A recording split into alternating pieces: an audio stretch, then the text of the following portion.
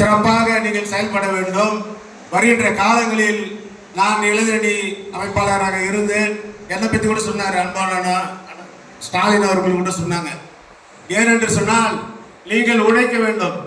தளபதி எப்படி தமிழ்நாட்டுக்கு ஆட்சி இருந்தாலும் இல்லை என்றாலும் கடுமையாக பட்டு தொட்டி எல்லாம் சென்று மக்களை சந்தித்து வந்தாரோ, அதே போன்று நீங்கள் உழைத்தால்தான் இன்றைக்கு நான் ஒரு மாவட்ட பொறுப்பாளராக வந்தேன். நீங்கள் உழைத்தால் இதே போன்று மாவட்ட கழகத்துடைய பொறுப்பில் வரலாம், அதே போன்று சேர்மன் ஆகலாம், சட்டமன்ற உறுப்பினராக ஆகலாம். இது நம்மளுடைய இயக்கத்தினுடைய தூண். நீங்கள் இயக்கத்திற்கு வலிமையாக இருக்கணும் என்று சொன்னால் கழகத்தினுடைய தோழர்கள்லாம் ஒற்றுமை வேணும்.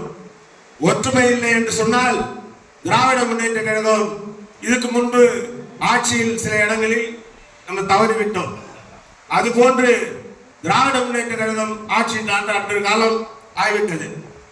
ஆனாலும் நம்முடைய கழக தலைவர் அண்ணன் தளபதி அவர்கள் சிறப்பாக ஆட்சி மக்களுக்கு எதிர்கட்சியாக இருந்தாலும் வெளி மாநிலங்களில் இருக்கின்ற முதல்வர்கள் யோசனை பண்ண வேண்டிய சூழ்நிலை. முதல்வர்களாம் இன்றைக்கு தமிழகத்தில் இருக்கின்ற முதல்வரை யோசனை பண்ண ஒரு சூழ்நிலை இருக்கின்றது. ஏன் என்று சொன்னால் திட்டங்கள் அப்படி மக்களுக்கு நேரடி சென்று போகிறது. அனைத்து இந்த அண்ணா திராவிட முன்னேற்ற கழகத்தில் இருந்த ஆட்சி 10 ஆண்டு காலம் இருந்தது. ஆனால் ஏதாவது தமிழகத்துக்கு வந்ததா என்று நீங்கள் கொஞ்சம் சிந்திக்க வேண்டும். ஏனென்று சொன்னால் நீங்கள் துண்டு பிரச்சாரமாக நம்முடைய தலைவருடைய திட்டங்களை துண்டு பிரச்சாரமாக ஒவ்வொரு வீடாக சென்று கொடுக்க வேண்டும். இளைஞரணி தோழர்களை புரிஞ்சுங்க. ஏனென்று சொன்னால் ஆட்சி இருக்கிறது, நம்ம ஆட்சியில் இருக்கின்ற திட்டங்களை நம்ம பொதுக்கூட்டங்கள் தான் போட்டு பேசுறோம். ஆனா கிராமங்களில் துண்டு பிரச்சாரம் அதிகமா நம்ம வீடு வீடாக சென்று செய்யவில்லை. இளைஞரணி தம்பி லோகேஷ் அவர்கள் ஒன்றிய கழகத்தினுடைய செயலாளரும் இளைஞர்களுடைய அமைப்பாளர்களும் கிளை கழகத்தினுடைய செயலாளர்களும் அந்த இருக்கின்ற உறுப்பினர்களும் அழைத்து அந்தந்த பகுதியில் நம்மளுடைய சாதனைகளை மக்களுக்கு வீடு வீடாக சென்று அதை துண்டு பிரச்சாரமாக செய்தால் இன்னும் சிறப்பாக தேர்தலுக்கு அது சிறப்பாக அமையக்கூடிய ஒரு சூழ்நிலை ஏற்படும் என்பதற்காகத்தான் இது போன்ற ஒரு ஆலோசனை கூட்டம் ஏற்படுத்தியிருக்கின்றோம். அதே போன்று நம்முடைய கழக தலைவர் அண்ணன் தளபதி அவர்களை கூட்டம் இளைஞரணி சார்பாக ஒரு 6ஆம் தேதி ஒரு கண்டனம் கூட்டத்தை ஏற்பாடு செய்திருக்கிறார். 9 அன்று பழவர்காட்டில் ஏற்பாடு செய்திருக்கிறார் தம்பி லோகேஷ் அவர்கள். அதிலேயும் நீங்கள் சிறப்பாக கலந்து கொண்டு அந்த கூட்டத்தில் சிறப்பாக ஒன்றிய கழகமோ கலந்து கொண்டு மாவட்ட கழகமோ கலந்து கொண்டு மாநில நிர்வாகிகள் கலந்து கொண்டு சிறப்பாக ஏற்பாடு செய்ய வேண்டும். அது மட்டும் இல்ல நீங்கள் வருகின்ற சட்டமன்ற தேர்தல் வருகிற போது இன்னிலிருந்தே நீங்கள் ஒரு சபதம் எடுக்க வேண்டும். ஒரு இளைஞர்களுடைய கூட்டம், இந்த கூட்டம் எதற்காக போடப்பட்டது என்றதை நீங்கள் புரிந்து கொள்ள வேண்டும். கூட்டத்தை முடித்து இந்த கூட்டம் மார்ச்சில் 1 மாத காலமாக தேதியை அறிவிச்சிருக்கின்றோம். 1 மாதம் முடிஞ்ச பிறகு கழகத்தில் இருக்கின்ற தோழர்கள் மாற்று கட்சிக்கு போற தோழர்களை நீங்கள் அழைத்து பேச வேண்டும். இது யார் பேசணும் சொல்லுங்க? வாலிபர்கள் நீங்க தான், இளைஞரணி தம்பிமார்கள் தான் பேசணும். மாணவரணியில் இருக்கின்ற தம்பிமார்கள் தான் பேசணும்.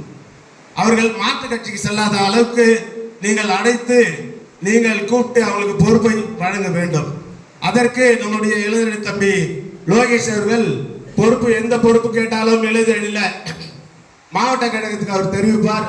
நாங்களும் அதை ஆலோசனை செய்து சில நபர்களுக்கு பொறுப்பை கொடுத்தால் கிராமத்தில் இன்னும் சிறப்பாக அமையும் என்பதை இந்த நேரத்தில் நான் தெரிவிக்க விரும்புகின்றேன். அதே போன்று நடந்து முடிந்த அறிவாலயத்தில் இளைஞரணி கூட்டம் நடந்தது. என்ன சொல்லியிருக்காங்க என்று சொன்னால், ஒவ்வொரு கிராமத்துக்கும் ஒரு பூத் வாரியாக இளைஞரணி தம்பிமார்களை நியமிக்க வேண்டும் என்று அறிவாலயத்தில் இளைஞரணி கூட்டத்தில் ஒவ்வொரு மாவட்ட கழகத்துக்கு செயலாளர்களுக்கு அறிவுரை வழங்கினார்கள். அதை நீங்கள் பூத் வாரியாக இளைஞரணி தம்பிமார்களை நீங்கள் நியமிக்க வேண்டும். அது சிறப்பாக செயல்பட வேண்டும். அதே போன்று மாணவரணி தம்பிமார்களையும் அந்த பூத் வாரியாக போட்டு ஒரு பயிற்சி பாசறை கூட்டத்தை நம்ம ஏற்பாடு செய்ய வேண்டும். இந்த பாசறை கூட்டம் நம்முடைய மாவட்ட கழகம் அதை ஏற்பாடு செய்யும். அதில் நீங்கள் கலந்து கொண்டு இன்னும் ஒரு மாத காலத்தில் அதையும் நம்ம செய்து சிறப்பாக அதை பணியாற்றினால், அதே போன்று இளைஞரணி தம்பிமார்களுக்கு இது போன்ற பொறுப்பில் இருக்கின்ற தோழர்களுக்கும் இளைஞரணி தம்பிமார்களுக்கு பயிற்சி பாசறை கூட்டம் மாவட்ட லெவலில் நம்ம ஒரு பயிற்சி பாசறை கூட்டம் எங்களுக்கெல்லாம் நடத்தினார் தலைவர். பல பயிற்சி கூட்டத்தில் நாங்கள் ஏற்பாடு செய்திருக்கின்றோம். அப்பெல்லாம் பயிற்சி பாசறை கூட்டத்துக்கு வந்தால் இது போன்று யாரும் வர மாட்டாங்க. ஒயிட் அண்ட் ஒயிட் அந்த ட்ரெஸ் தான் இருக்கும். இல்லைன்னா தலைவர் வெளியே அனுப்பிச்சுவார். நேரோடு ஒரு முறை வெளியே அனுப்பிச்சிருக்காரு. அது போல நீங்க அடுத்த கூட்டத்துல எல்லாம் இல்ல ட்ரெஸ் வந்து நீங்க போட அச்சப்பட்டீங்கன்னா தயவுசெய்து அடுத்த கூட்டத்துக்கெல்லாம் நீங்க ட்ரெஸ்ஸோடு வர வேண்டும். அது மாவட்ட கழகமும் ஒன்றிய கழகமும் இளைஞரணி தம்பி லோகேஷ் அவர்களும் அதை கடைபிடிக்க வேண்டும் என்பதற்காகத்தான் இது போன்று நாங்கள் அறிவுரை வழங்குகின்றோம். அதே போன்று இளைஞரணி தம்பிமார்கள் சுறுசுறுப்பாக இன்னும் நீங்கள் வேலை செய்ய வேண்டும். தேர்தல் வருது. தலைவர் பாருங்க, இந்த வயசுல தமிழகத்தில் எப்படியெல்லாம் சுறுசுறுப்பாக பணியாற்றி ஆட்சியை பிடிக்க வேண்டும் என்பதற்காகத்தான் உழைக்கிறார். எதுக்காக ஆட்சி பிடிக்கிறார் சொல்லுங்க? மக்களுக்கு ஒரு நல்லது செய்யக்கூடிய ஒரு தலைவர் தமிழகத்தில் அவர் போகாத இடமே கிடையாது. எல்லா இடமும் சொல்லுவார். எந்த டிஸ்ட்ரிக்ட்ல போனாலும் பட்டு தொட்டியெல்லாம் அவர் செய்யாத கிடையாது. அது போன்று நீங்க கிராமத்தில் செய்ய வேண்டும். அப்பதான் நீங்க ஒரு ஊராட்சி மன்ற தலைவர் ஆக முடியும், ஒரு கவுன்சிலர் ஆக முடியும், ஒரு சேர்மன் ஆக முடியும். பொது வாழ்க்கையில் நீங்கள் ஈடுபட்டால்தான் சிறப்பாக அது அமையும். ஏதோ நீங்கள் பொறுப்பில் இருக்கின்றீங்க, அது விட்டு விடக்கூடாது. பொறுப்பில் இருந்தாலும் மக்கள் பணியாற்றணும். அந்த கிராமத்தில் ஒரு அமைப்பாளர் என்று சொன்னால் நம்முடைய கவர்மெண்ட் இருக்கு.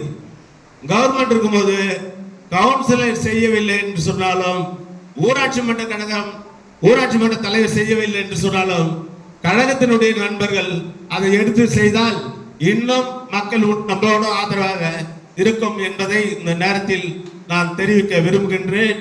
அதே போன்று நீங்கள் நம்மளுடைய தளபதியோட பிறந்த நாளை சிறப்பாக கொண்டாடிட வேண்டும். அதற்கு இளைஞரணி சார்பில் உங்களுக்கு ஏதாவது உதவி வேண்டும் என்று சொன்னால், காலை ஒரு 10 மணி அளவில் வள்ளூர் மாவட்ட கழகத்துடைய அலுவலகத்துக்கு சென்று தம்பி அழைத்து கொண்டு, அது பொருள் உதவியாக இருந்தாலும் சரி, அந்த பொருள் வேணுமோ அதே போன்று விளையாட்டு வீரர்களுக்கு என்னென்ன பொருள்கள் வேண்டுமோ அதையும் மாவட்ட கழகம் செய்து தரும் என்பதை இந்த நேரத்தில் நான் தெரிவிக்க விரும்புகின்றேன். இது கூச்சப்பட வேண்டாம், அச்சப்பட வேண்டாம். ஏன்னா மாவட்ட கழகம் செய்ய தயாரா இருக்கு. கேட்டால் செய்யக்கூடிய மாவட்ட கழகம். ஆனா நீங்க சொல்லணும் எனக்கு தெரியாது.